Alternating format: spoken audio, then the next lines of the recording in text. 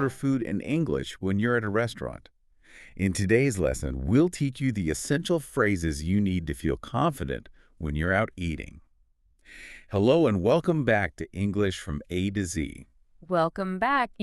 We've all had that moment, that sinking feeling when the server walks up to your table, pen poised, and you realize you have to shift gears into a different language. Oh, absolutely. The anxiety is real. Yeah. And today's deep dive is designed to just eliminate that entirely. Hmm. We've got this fantastic resource, a really practical guide that's made for English speakers who are, you know, ready to go from just memorizing vocabulary lists to actually using the language. And a pressure. Right. And our mission today is pure confidence. We're not just going to give you a list of phrases to memorize. Hmm. We're going to dissect the entire conversational choreography of ordering a meal. Choreography, I like that.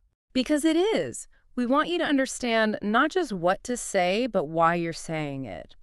Why these specific words, these polite little phrases, are the most efficient and natural choices in any English-speaking restaurant. It doesn't matter if it's a cozy diner or some super formal dining hall. Exactly. The core language is the same. Think of this as the ultimate shortcut. We're breaking the whole dialogue down into, four manageable phases, and we're focusing on those high-utility phrases that do, like, 90% of the work. It's all about getting those aha moments. That moment you realize that the phrase you use to ask for a table is built on the exact same polite structure you'll use later to ask for the bill. Right as you see the patterns, it all just clicks into place. It stops being a struggle and starts becoming intuitive. That's the goal. Okay, let's unpack this then. Before we can even think about dialogue, we have to lay the foundation. Master the essential nouns. Mm-hmm. There are 7 key terms here. If you know these, you know what the staff is talking about, and you can follow the conversation without getting lost. That's exactly right. This vocabulary, it defines the objects, the people, the whole process. Knowing this glossary first makes everything else infinitely easier. It's your map of the restaurant. So let's start with the first thing you get, the central piece of paper, the menu. The menu. Okay, so on the surface, it's a list of food and drinks. Simple. Right. But from a conversational view, the ritual around it is fascinating. The server handing you the menu when you sit down is a nonverbal signal. It says, okay, the decision-making phase has now begun. And if you're not given one, that's your first chance to speak. It is your first chance for a low-stakes, polite request. Excuse me, could we have the menu, please? And menu is the general term, but in reality, it often gets broken down, doesn't it? It does, and this is where you can feel really prepared. You might get a separate wine list, which can be a whole book sometimes, What? Yeah. or a cocktail menu, and then crucially, the dessert menu almost always comes later. Yeah. But if you're ever in doubt, just asking for the menu covers all your bases. It's the master term. Okay, next up, the person who makes it all happen. The waiter or waitress. Or, as we hear more and more often, the server. This person is your direct line to the kitchen. They're your guide for the whole experience. Right. They take the order, bring the food, handle any issues. Exactly. And recognizing their role is key because they're the ones who initiate most of the dialogue. When they come over and ask, "Are you ready to order?" they're prompting you to engage. Let's get into the weeds on that terminology for a second because waiter, waitress, server, it matters. It does. Server is becoming the preferred gender-neutral term, especially in the US and Canada. It focuses on the job, not the person's gender. Which is great. It is. But waiter for a man and waitress for a woman are still perfectly common and understood everywhere. So for you, as a learner, you don't need to stress too much. Server is a safe, modern bet. Or you can just make eye contact and say, "Excuse me." Exactly. The title isn't as important as knowing that's your point of contact. And that brings us to the end of the meal, the inevitable moment, Yeah. the bill or the check. Ah, yes, the moment of truth. The bill, or the check is just the final itemized list of what you owe. But this is probably one of the biggest regional language traps a traveler can fall into. It's so true. I mean, if you're in the United States, you have to ask for the check. You do. It's the standard. Can we get the check, please? But if you say that in the UK or Australia, they'll understand you. But the word is bill. It is. I remember you mentioning you were in a London restaurant. I was. And I kept asking for the check. And the waiter very politely kept responding, "Of course, sir. I'll bring you the bill." It felt like this very gentle, very British correction. That is the perfect example. They'll understand you, but using the local term just makes you sound so much more prepared, more fluent. And that's the goal of this deep dive, right? Not just to be understood, but to communicate with confidence. Exactly. So know both, bill and check. Be ready for either. Okay, moving on to the food itself. Let's talk about the starter, also known as the appetizer. The starter, or appetizer. It's that small, usually lighter dish that comes before the main course. And again, the names have a bit of a regional flavor. Appetizer feels very North American to me. It is. It's dominant in the US and Canada. Starter is much more common in the UK and other Commonwealth countries. And what's the actual function? Is it just to make you hungrier? Ha. Well, partly, it satisfies that initial hunger, for one, but it also gives the kitchen a bit of breathing room to prepare your more complicated main dish. Ah, that makes sense. It's a buffer. It's a buffer, and it's a chance for the server to check in, get your drink order sorted. It's that transition from passively waiting to actively eating. The Caesar salad from our source material is a perfect example. Light, quick, classic. Okay, then we get to the star of the show. The main dish. The main dish, sometimes called the entree, especially in more formal places or in older American English, which can be confusing. Yeah, because in French, entree means starter. It does. Another little language trap. Mm. But in English dining, the main dish or entree is the big one. The most substantial, filling part of your meal. If you can order your main dish confidently, you've conquered the biggest challenge. This is where you might need to give more details, like how you want your steak cooked. Precisely. We'll get into that. After that, if you still have room, there's dessert. Dessert. The sweet course. And unlike the starter, which you usually order at the beginning, the topic of dessert is almost always prompted by the server. Right, they'll clear the main course plates and then ask. Mm-hmm. That's a huge conversational cue when you hear, "Can I interest you in some dessert?" Or, "Would you like to see the dessert menu?" You know the meal is winding down. And finally, a category that's there from start to finish. Drinks. Drinks or beverages, water, coffee, wine, anything. They're so important because they're almost always the first or second thing you're asked to order. So it's your first chance to practice. Yeah. It's a perfect low-pressure warm-up. If you can confidently say, "I'll have a glass of water, please," you've already had a successful conversation. You're off to a great start before you even get to the tricky food decisions. You know, that's a great list, but I feel like we could add a few more high utility terms to really build that confidence. What about side dishes? Oh, that's an excellent addition, yes. A side dish is that smaller thing that comes with your main dish. Your mashed potatoes, your steamed broccoli, your fries. And you need to know that word because the server might ask you directly, right? And what side would you like with that? They will. And you need to understand they're asking about the small accompaniment, not a whole other meal. Okay, and what about that thing that creates anxiety because it's not on the menu, the special of the day? A fantastic point. The special or chef's special. It's the dish they're only making today or this week. The server will usually recite it out loud. Today's special is the pan-seared salmon with a lemon dill sauce. Right. And the confident learner should be ready to ask a follow-up question. Not just panic. You can say, "Oh, could you tell me a bit more about that?" Or, "What does that come with?" It shows you're engaged and in control of the conversation. Completely. And two last crucial ones for planning: reservation and gratuity tip. Right. A reservation is that booking you make ahead of time. So your first sentence in the restaurant might not be asking for a table, but confirming one. Hi, I have a reservation under the name Smith. It's a different conversational opening. And then at the very end, gratuity or tip, that extra money for the server. This is so critical because the cultural rules change dramatically.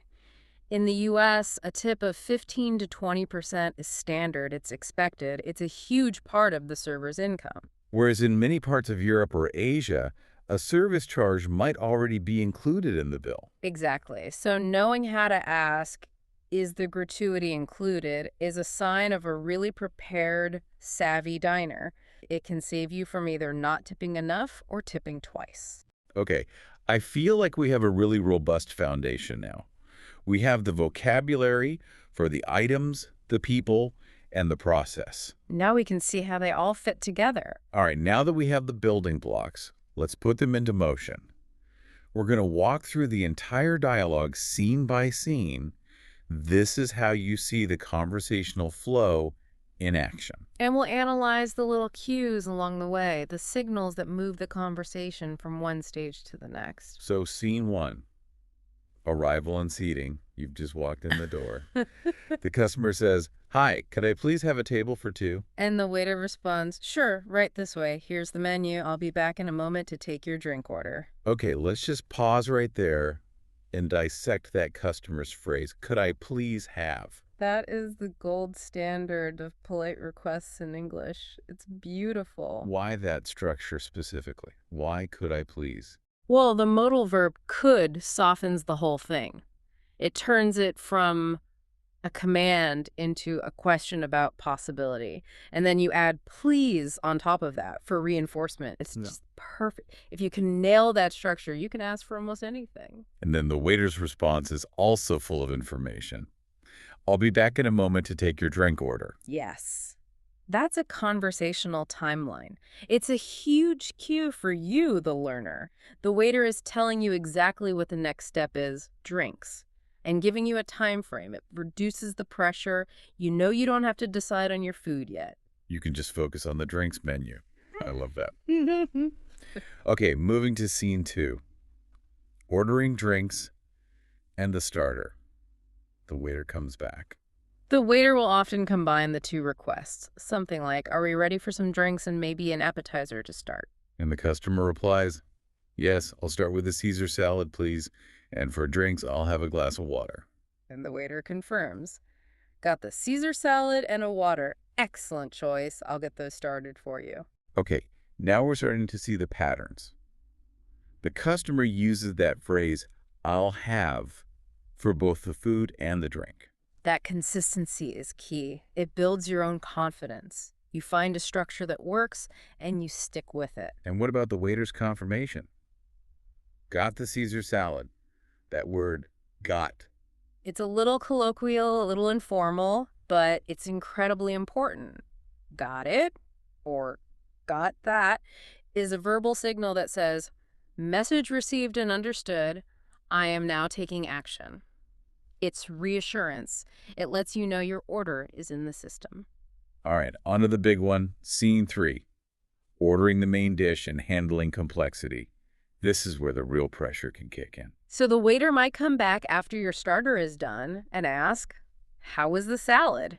And are you ready for your mains? The customer says, "The salad was great, thank you. For the main dish, I'll have the grilled chicken with rice, but could I possibly substitute the rice for steamed vegetables?" Ooh, a modification. Love it. Right. And the waiter replies, grilled chicken, substituting rice for steamed vegetables. Not a problem at all. I'll take care of that for you. This scene is so powerful because it moves you beyond just passive ordering. You're now actively negotiating your meal. And look how you do it. You start with your core phrase, I'll have the grilled chicken, and then you add the modification using that same polite structure from scene 1. Could I possibly substitute? It's the same tool, just used for a different purpose. That is the essential insight. Once you master that polite request form, you can use it for anything. Seating, ordering, substitutions, payment. And Notice the waiter's confirmation again. They repeat the entire customized order back to you. Grilled chicken, substituting rice for steamed vegetables. Yes, that's a common practice to prevent mistakes. So you, the learner, should listen for that. It's your chance to correct any misunderstandings before the order goes to the kitchen. Okay, we've eaten our main course. We're full. We're happy. Scene 4. Decline dessert and requesting payment. The table is cleared. The waiter returns and asks, "Would you like to see the dessert menu, or can I get you anything else?" The customer replies, "No, thank you. Everything was delicious. Can I get the bill, please?" And the waiter concludes, "Of course. I'll bring that right over for you." And that just wraps it all up so neatly. No, thank you is the standard, polite way to decline. And then you just pivot right back to that reliable request structure. Can I get the bill, please? The whole dialogue follows this clear, predictable, and very polite arc.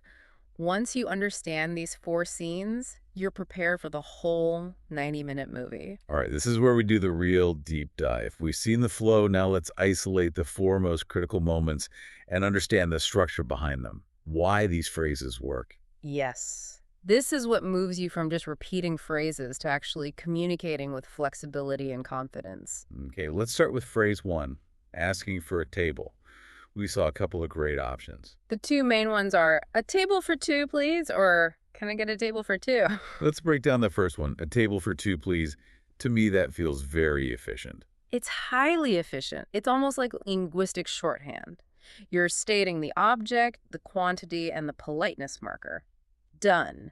In a busy, casual place, it's perfect. But the second one, can I get a table for 2?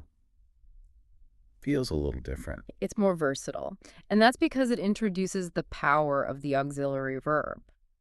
In English, using words like can, could, or would is the primary way we sound polite instead of demanding. How so? Because when you ask, "Can I get a table?" you're subtly asking, "Is it possible for me to have a table?" You're not saying, "Give me a table." It shows difference. It acknowledges that the other person is providing a service. And it's scalable. If there are 4 of you, you just swap the number. Can I get a table for 4? Exactly. But what if you have a reservation? Then the language changes slightly. Right.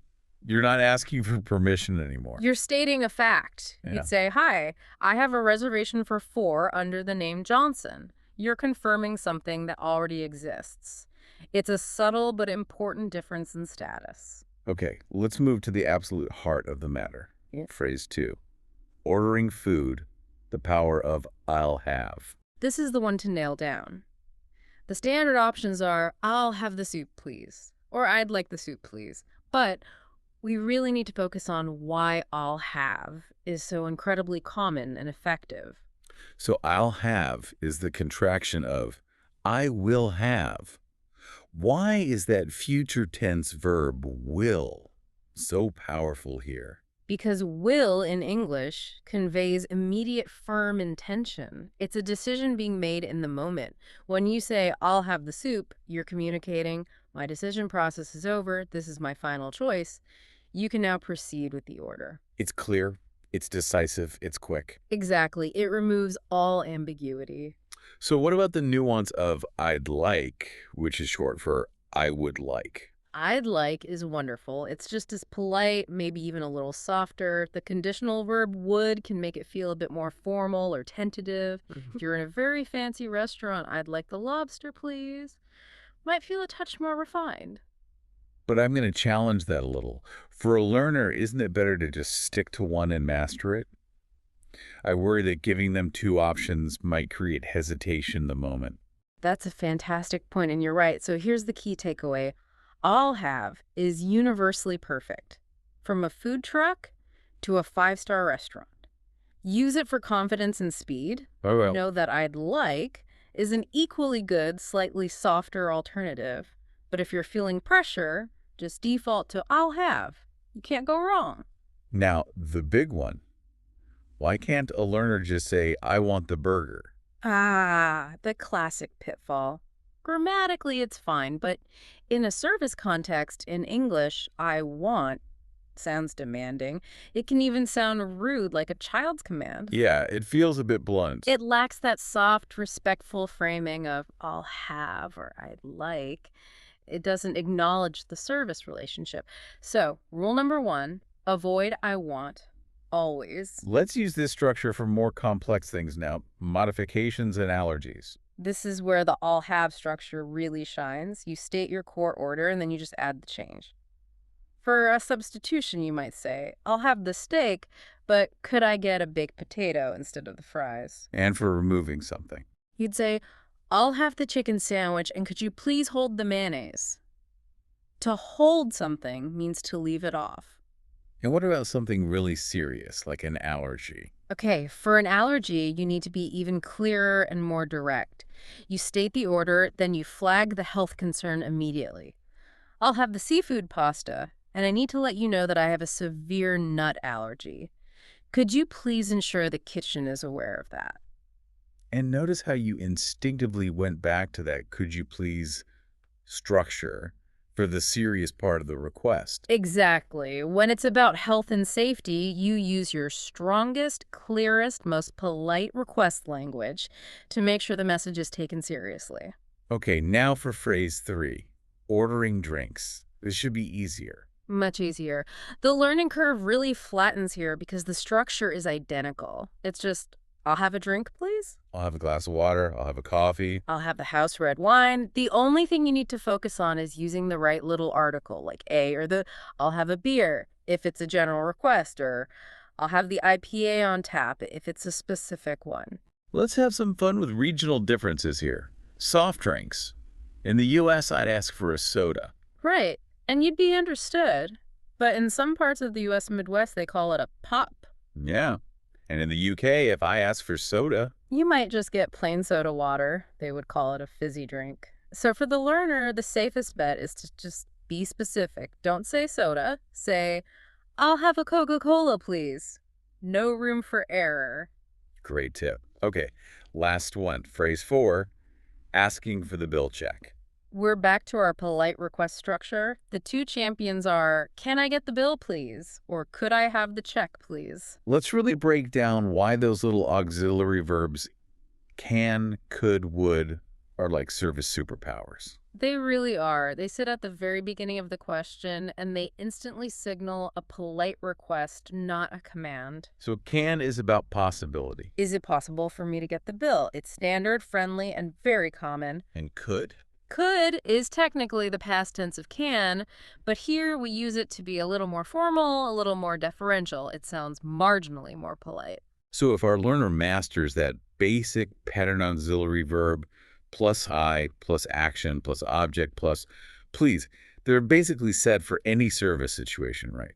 Not just restaurants. Precisely. Could you tell me where the bathroom is? Can you help me with this? Would you call a taxi for me? It's the Swiss Army knife of polite English. Okay, we've covered the vocabulary, the flow, the deep grammar. Now we have to make it stick. We have to move this knowledge from your brain into your mouth. Yes, from passive knowledge to active skill. The best way to beat information overload is with application. And the number one technique recommended by our source material and by language experts everywhere is shadowing. Shadowing is so effective. It just means you listen to a phrase and you repeat it immediately. You try to copy the rhythm, the pace, the intonation, the music of the sentence. You're training your mouth and your ear at the same time. You are. Mm. So we're going to say the 4 key phrases again. And for you listening, we want you to pause and repeat it right after us. Aloud. Ready? Okay, practice phrase 1, asking for a table. Listen to the polite upward tone. A table for 2, please. Now you say it. Well, okay. Practice phrase 2, ordering the main dish. Notice how quick and decisive I'll have is, "I'll have the grilled chicken with rice, please." Your turn. Good. Practice phrase 3, a slightly more complex order. Listen for the soft "I'd like" and the connecting word "but." I'd like a coffee, but with oat milk, please. Go ahead. And finally, practice phrase 4, asking for payment. Make sure it sounds like a question. The inflection goes up at the end. "Could I have the check, please?" Your turn to try. Excellent. And we really encourage you to do that over and over. Rewind and do it 5 times. Confidence is built on repetition. The more naturally I have rolls off your tongue in your living room, the less you'll have to think about it in the restaurant. Okay, so once shadowing feels good, the next step is independent application, producing the language on your own. Right. And a great exercise for this is to write out a custom, complicated order. Don't just practice the easy stuff. Give yourself a challenge. Like, pretend you're ordering for a friend with a dietary restriction. Exactly. You could practice saying something like, "My friend will have the soup, but she's allergic to dairy, so could you please make sure it's made without any cream?" Or practice a specific cooking instruction. I'll have the burger, cooked medium rare, with the side salad instead of the fries, please. When you do that, you're forcing your brain to actively combine the vocabulary you want, medium rare, dairy-free, with the polite structures we've been practicing. That active production is what really cements the knowledge. It is. The effort you put in now, practicing these key phrases, will pay off enormously. It will make your next dining experience smoother, less stressful, and honestly, just more fun. That was an incredibly detailed exploration. We started with the basic vocabulary, we mapped out the entire conversational flow, and we really got into the weeds on those 4 linguistic superpowers. The polite request with can or could and that confident ordering phrase, "I'll have." If you walk away with just one thing, it's that, isn't it? It is. A polite request in English almost always starts with one of those auxiliary verbs and ends with, "Please, master that." And you've mastered service English. So before we sign off, let's build on that confidence. We've talked about the perfect scenario where everything goes smoothly. But what happens when the conversation breaks down? That's the real test, right? It is. What if your food arrives and it's cold? Or what if they bring you the wrong dish entirely? Exactly. We spent so much time on I'll have and I'd like. So here's something for you to mull over. How could you adapt that same structure for polite complaint? That's a great thought. If you've mastered saying, "I'd like the chicken," it's not a huge leap to learn how to say, "Excuse me, I'd like to check on this. I ordered the chicken, but I think this might be the fish." Or, excuse me, I'd like to mention that my soup is a bit cold. Could you possibly warm it up? And that right there, taking a structure you know and applying it to a new stressful situation, that is the very definition of linguistic confidence. So think about how you'd phrase that polite correction. Keep practicing, and we'll see you in the next lesson. Happy learning.